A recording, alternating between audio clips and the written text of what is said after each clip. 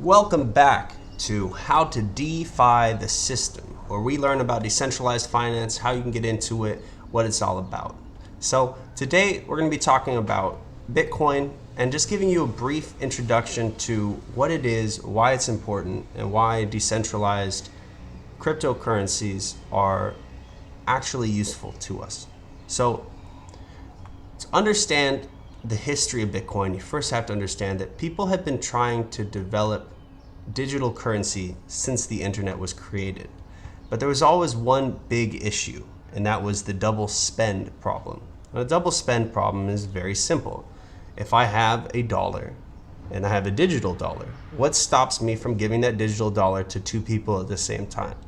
How do I make sure that people using the currency cannot double spend the currency? So without getting into the nitty-gritty details, which you can easily look at through a video series that I'm linking below, which is from MIT, a very good video series which goes over the economic breakdown and a lot of the technicals as well. It's a whole lecture course, and I would suggest that if you would want to continue going in depth, that you follow there. But without going into the details, the cryptocurrency mechanism that is used in Bitcoin allows for algorithmic difficulty in double spending. So you would have to control over half of the network, and the less you control, the harder it becomes for you to potentially override the network's record keeping of the decentralized ledger before you can double spend.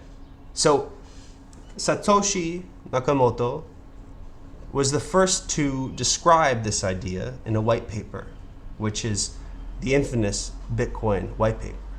In this academic document, Satoshi Nakamoto states that the goal of Bitcoin is to create a new peer-to-peer electronic cash system that is completely decentralized with no central authority.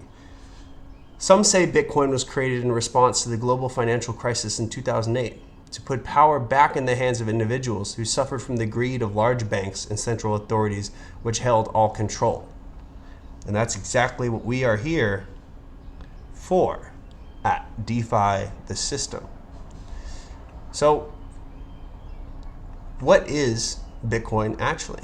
It's a digital currency that operates on a decentralized network. Every Bitcoin transaction is recorded in a public log, and users can remain anonymous in the network with encrypted keys. Transactions can be made with no middlemen, meaning there's no need to go through a bank. There's no government, financial institution, or central authority that owns the decentralized Bitcoin system. However, this is growing wary in the public eye because of the likelihood that large mining facilities are owned by individuals. So in theory, it's true, and other cryptocurrencies that have been created, in theory, hold better to this principle, like Cardano and Ethereum. However, this is the principle that was meant to be established and held high. So there's no need for account numbers, names, or any other identifying feature that connects Bitcoins to its owners. People can buy or sell anything without it being traced back to them. So how are Bitcoins created? They're not printed like paper money, but they're minted using computers to solve complex math problems. At the time of creation, Satoshi Nakamoto decided there could only ever be 21 million Bitcoins. Currently, it's not even easy to create a Bitcoin. It takes a lot of computational power, and that uses a lot of energy. So miners are incentivized to create Bitcoins because if they solve a mathematical puzzle that creates a new Bitcoin, they get rewarded with 12.5 Bitcoins, and that's a lot of money now. So how do you go about obtaining Bitcoins? Well, you could either mine, which is extremely hard to do nowadays, if you don't have a large ASIC mining system. And on the other hand, you could just go to an exchange and purchase it from the exchange, like Coinbase, Binance, Bitfinex, eToro. You store these Bitcoins on a digital wallet, like I went over in 9 important DeFi concepts that you need to know. And the wallet is simply a collection of addresses and the keys that unlock the funds within it. Digital wallet is like a virtual bank account, which allows the users to send or receive Bitcoins. They can also use it to pay for goods. The difference is Bitcoin wallets and bank accounts is that the owner is fully responsible for the security of your digital wallet or your hard wallet. So there are different types of wallets that users can have with different security levels. Individuals can choose from a variety of types of wallets to include web, desktop, mobile, hardware, paper. Users have the option of selecting what works better for their needs with different security levels depending on how much they have invested. A web and mobile wallet stores the entire history of Bitcoin transactions, manages the user's wallets, and can initiate transactions directly onto the Bitcoin network. Coinbase is a good example of a web and mobile wallet where users are entrusting them to keep their funds safe. A desktop wallet enables software to be downloaded and installed on a laptop where users can store their coins and have complete control over them. Hardware and paper wallets store users' private keys offline and are thought to be the most secure way to store Bitcoins. A paper wallet is a mechanism for storing Bitcoins offline and is made by creating a brand new public address and private key onto paper.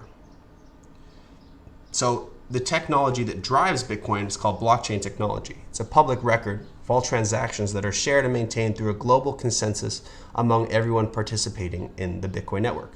The purpose of this technology is to prove the transactions in the network are undisputable and prevent the double spending of Bitcoins, as stated previously in the problem we were talking about. There are alternative uses to this technology that can be applied to various other industries and sectors, such as real estate, fractional property ownership, and energy industry for peer-to-peer energy trading. Now, that is a brief overview of what Bitcoin is. And to understand that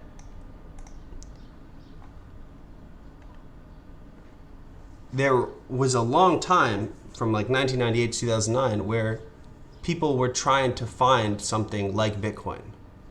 And in 2008, when the paper came out, and in 2009 when it was developed, it didn't catch on straight away. So sitting here in 2021, we're a full 20 years away from the real inception. In fact, in 2010, Bitcoin is valued for the first time. It had never been traded yet, only mined, and it was impossible to assign a monetary value. And then in 2011, rival cryptocurrencies started to emerge. There were Namecoin, Litecoin, with 1,000 popping up fast. 2013, Bitcoin prices crashed. Shortly after, the price of one Bitcoin reached 1,000. And I always like to say this because, especially if you're going to get into this, hodling is generally the best way to make money. And you have to realize people that sold for 1,000 of Bitcoin, right now, it's about 1 point something trillion, the market for Bitcoin. At least it was before the most recent crash. And the price of Bitcoin was about 30,000, 40,000 for got up as high as 50, 60,000 in US dollars. So people sold at 1,000. And I like to tell people, hindsight is everything, because you also would have sold at 1,000, right? If you had bought 1,000 Bitcoins at $1 and you'd somehow managed to hold on to them until they were worth $1,000, you would have sold them all. And rightfully so. That's a good profit to make, right? So we're never really aware of how to look in the future. And if you hadn't sold at 1,000, you probably would have been kicking yourself because it plummeted down to 300. And in 2014, there were lots of scams and thefts. In fact, one of the largest Bitcoin exchanges went offline, and the owners of 850,000 Bitcoins never saw them again. People are still trying to understand what happened, but at the time, that amount of money was $450 million, but today it's 4.4 billion. So just go back to my analogy. If you had bought those Bitcoin in, let's say, 2010 when it was first valued, 3 years later, you would have sold them for 1,000. There wouldn't have been a lot of logic for you to keep them till they were worth 50,000, even though that would have been the best option. So in 2016, Ethereum came out and the ICO summer began. where many ICOs happened until they were banned in China and the US, placed heavy restrictions on them. And then in 2017, Bitcoin reached 10,000, continued to grow, and as we know today, it's sitting at around 30, 40,000. So it truly is an interesting concept.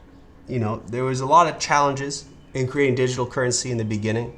Fiat currency is everything that we'd known, and it seemed to many, and it seems now that people are finally turning around, but it seems to many that there was no inherent value in Bitcoin. There was no inherent value in having this digitalized gold. You know, there were early concepts that tried to do this same thing, like DigiCash, and PayPal tried to do some stuff. There was also Hashcash and B-Money and BitGold that happened. But Bitcoin being the first, you know, with the market cap that surpassed 1 trillion in 2021, was still the most revolutionary to this day. Even though it's a little bit out of date, it's a little bit antiquated, the fees are high to transfer, there's a lot of energy consumption, there's a lot of people that have a lot of problems with it. It's still MSN, you know, it's still the first social media, so to speak. You know, everybody's using Facebook, and still there's new ones popping up like TikTok, which easily take over and control a market share. And in the same way, we had Bitcoin, it's still the largest.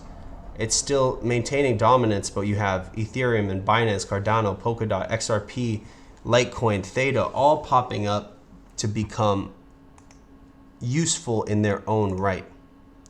So I would say that it would be folly to assume that anyone in the world doesn't need to understand these concepts, doesn't need to understand why they are useful, because the future of technology will heavily rely on cryptocurrency more than we can imagine. That being said, I'd like to thank you for your time and attention. If this helped you out at all, share it with a friend, like, comment, and subscribe for more videos on how to DeFi the system.